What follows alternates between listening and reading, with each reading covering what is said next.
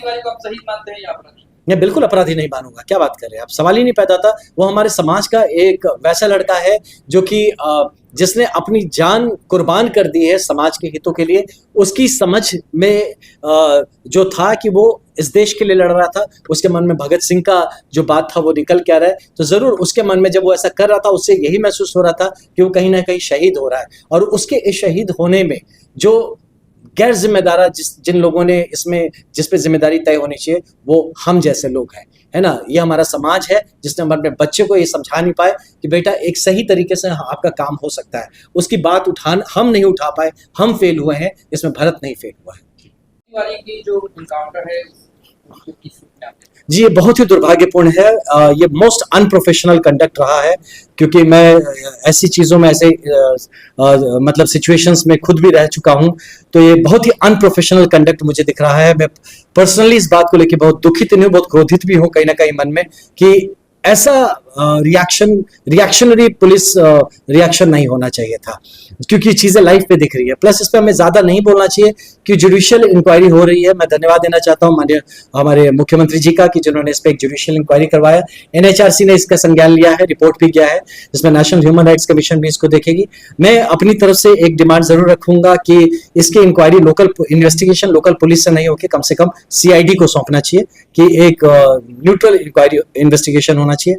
साथ ही देखिए, मैं भी एक बार हुआ था कि एक इशू जब मैं नगांव जिले में पोस्टेड था, तो वहां पे एक इस तरह का एक इनकाउंटर हो गया जिसमें पैर में गोली लग गई थी किसी की, जबकि मेरा कोई लेना देना भी नहीं था। मैं कोविड में पॉजिटिव था, कोरोना हो रखा था, लेकिन फिर भी मेरा वहां से ट्रांसफर कर दिया गया था। क्यों? ताकि उसमें कोई इंक्वायरी या इन्वेस्टिगेशन होता है तो उसमें मैं किसी तरह से इंपैक्ट या इन्फ्लुएंस ना कर पाऊं। तो मुझे पूरा यकीन है हमारी सरकार इस बात को ध्यान दे रही है और यहाँ पे किसी भी तरीका का कोई इन्फ्लुएंस ना कर पाए, इस पूरे इन्वेस्टिगेशन में किसी भी तरीके का कोई दबाव ना पड़ पाए, इसका ध्यान रखेगी हमारी सरकार। और जुडिशियल जो इंक्वायरी हो रहा है, इसमें दूध पानी पानी हो जाएगा। और मुझे पूरा यकीन है कि हमारे भाई भरत को जिस तरीके से ये एक अन्याय का ही सामना करना पड़ा, वो न्याय के लिए हमारा लड़का खड़ा होता रहा बार बार, लेकिन इस तरीके से जो उसके साथ हुआ बहुत दुर्भाग्यपूर्ण था। मेरी पूरी सहानुभूति नहीं, मेरी पूरी ताकत से मैं अपने भाई के साथ खड़ा हूँ। मुझे पूरा यकीन है कि इसमें जो जुडिशियल इंक्वायरी के बाद जो निकल के आएगा वही न्याय होगा। भरत आपसे भी मिला था जी बिल्कुल, और अभी तक उस इस तरीके से सरेंडर करने के बाद ये दुर्भाग्यपूर्ण है। ये बिल्कुल नहीं होता। देखिए, एनकाउंटर क्या चीज होता है? एनकाउंटर, लोग यहाँ काउंटर बात करते हैं, हम सुने हैं। उनको पहले बताइए, काउंटर नहीं होता कुछ, एनकाउंटर होता है। एनकाउंटर मतलब क्या होता है? Engaging counter attacks. हाँ, वो होता है एनकाउंटर, जब इंगेज होता है, इंगेज करके जब काउंटर अटैक्स होता है उसको एनकाउंटर कहते हैं। तो उसमें क्या होता है? दोनों तरफ से गोली चल रही होती है, दोनों तरफ से मुठभेड़ हो रहा होता है, पकड़ के नहीं मारा जाता, वो एनकाउंटर नहीं कहलाता है ना। वो सरासर वो हत्या है, मर्डर है। देखिए, अब जो दिख रहा है ऐसा, अब वो जुडिशियल इंक्वायरी में आने दीजिए, हमारे मानने से कुछ नहीं होता है। जुडिशियल इंक्वायरी जब हो रहा है ना, तो उसमें हमको निष्कर्ष पे नहीं आना है। वो जज साहब है, वो इंक्वायरी करके, वो मुझे पूरा यकीन, देखिए सरकार इस बात को लेके बहुत सीरियस है। नहीं तो जुडिशियल इंक्वायरी से फट से नहीं दे दिया जाता किसी मैटर में। सरकार ने इतने शीघ्रता से जुडिशियल इंक्वायरी दिया, ये सरकार की मंशा दिखाती है कि सरकार इस बात को, इस संज्ञान को लिया है कि हम जब क्राइम के अगेंस्ट हम निकले हैं तो इसमें कहीं कोई गलती ना हो जाए हमारी तरफ से, इस बात का न्याय हो, ये सरकार की मंशा दिखाता है जुडिशियल इंक्वायरी। भरत तिवारी आपके भी फैन रहे हैं, कई सारे वीडियो आपके साथ जी जी बिल्कुल। ऐसे में लोग सवाल कर रहे हैं कि इतने दिनों घटना में हो गए और क्यों? नहीं, देखिए मैं बताऊं, मैं पहले दिन से ही मैं SP साहब से, DIG साहब से, जितने भी सीनियर अधिकारी हैं, जो नेता हैं, मैं सबसे इस विषय पे बात भी कर चुका हूं, अपनी बात भी बता चुका हूं। और जितने भी आपको लगता है जो जुडिशियल इंक्वायरी आ रहे हैं या जिस तरीके से इसको डील करने के लिए सरकार ने पहल उठाया, उसमें मैं और मुझ जैसे बहुत वहां के हमारे राकेश भाई भी बात कर रहे हैं लगातार, मेरी राकेश ओझा जी से भी बात हुई थी, वो भी इस बात को लेकर बहुत चिंतित। तो हम सारे लगे हुआ। अब दुर्भाग्य है, वहां कुछ लोग देखा मैंने, वहां मुंह चपकाने पहुंचे थे। हाँ, बेचारा हमारा भाई वहां मर गया, वहां जाके वहां नेतागिरी कर रहे हैं कुछ लोग। ये बहुत दुर्भाग्यपूर्ण था। मेरा दुर्भाग्य कि मैं नहीं था, मुझे जस्ट उसी टाइम ही बाहर जाना पड़ा था, कुछ काम से, सीरियस काम था। वो काफी पिछले 20-22 साल से लंबित एक मैटर था जिसके लिए मुझे जाना पड़ा था बाहर, जिसके कारण से मैं फिजिकली नहीं पहुंच पाया था, जबकि आज मैं भी जा रहा हूं। लेकिन मेरे नहीं पहुंचने से भी मेरा जो कर्तव्य था मैंने किया है। वहां जो भी मैटर जहां पहुंचा पाना है मेरे लिए भरत भाई जैसा था, मैं उसके ऊपर राजनीति नहीं कर सकता हूँ। दुर्भाग्य है कि ये बात इस कदर से लोगों के बीच में मतलब है ना प्रचारित प्रसारित हो गया कि मैं जा रहा हूँ, जबकि मैं ये नहीं चाहता था कि इस तरह से हल्ला करके जाया जाए। मैं पेरेंट्स से मिलने जा रहा हूँ ना, तो जब आप पेरेंट्स से मिलने जा रहे हैं तो उसमें तो यही प्रयास है कि हमारे भरत भाई को न्याय मिले, उसके लिए जो करना है हम लोग और आपके नजर में कैसा था? देखिए, भरत एक हमारा युवा साथी था, भरत एक क्रांतिकारी विचार का हमारा भाई था, जो कि समाज में बेहतरी चाहता था, जो शासन प्रशासन से काम करवाना चाहता था। तो किसी भी युवा का जो जज्बा होता है वैसा हमारा भरत भी था। लेकिन दुर्भाग्य है कि उसको सही तरीके से हम लोग काउंसिल, हम सब फेल हुए हैं, उसके पेरेंट्स फेल हुए हैं, हम फेल हुए हैं, हमारा समाज फेल हुआ है कि हम अपने लड़के को संभाल नहीं पाए, उसको हम सही तरीके से कि एक लोकतांत्रिक व्यवस्था में किस तरीके से बात रखना है, ये हम उसको मदद नहीं कर पाए उसकी बात को सही जगह तक पहुंचने के लिए। तो ये हम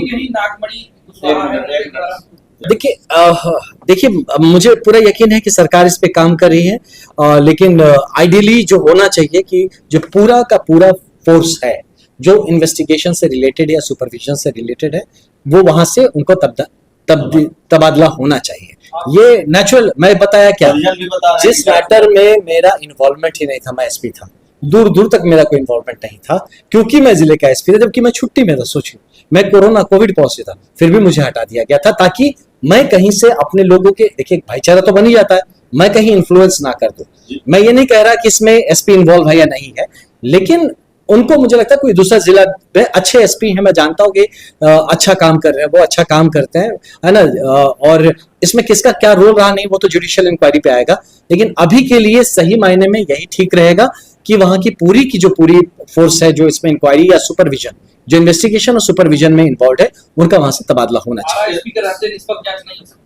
देखिए, मैं मानता हूं कि एक निष्पक्ष जांच के लिए एक पूरी नई टीम चाहिए, और जांच भी जो है, पता नहीं आप लोग क्यों मांग रहे हैं कि डिस्ट्रिक्ट पुलिस करनी चाहिए जांच सीआईडी से करवानी चाहिए। आप लोग को बिल्कुल डिमांड होना चाहिए, और ये जाएगा सीआईडी। मैं मानता हूं कि जुडिशियल इंक्वायरी नॉर्मल प्रोसेस है, जिसमें माननीय हमारे मुख्यमंत्री जी खुद ही इसको सीआईडी, ये मेरे बोलने आपके बोलने की बात नहीं है, ये मैटर सीआईडी को जाएगा, क्योंकि गंभीर मैटर है, बहुत ही सीरियस ऑफेंस है, ये मैटर वैसे भी सीआईडी को जाएगा। आपके पार्टी के नागमणि कुशवाहा बोल रहे हैं कुत्ते बिल्ली की तरह मारा गया है। देखिए, दुर्भाग्य है, इस तरह की बयानबाजी से हम सभी को बचना चाहिए। एक हमारा बच्चा है ना, हमारे समाज का लड़का है, जो कि समाज के लिए कुछ करना चाहता था।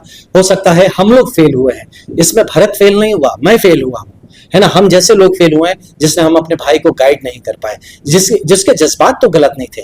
एक बात याद रखिए, एक क्रिमिनल या क्राइम जो होता है ना, उसमें मेंसरिया होता है, मतलब बैड इंटेंशन। उस लड़के का क्या खराब इंटेंशन था, हाँ, उसका जो तरीका है उस पर हम डिबेट कर सकते हैं, उसमें सुधार की आवश्यकता जरूर थी।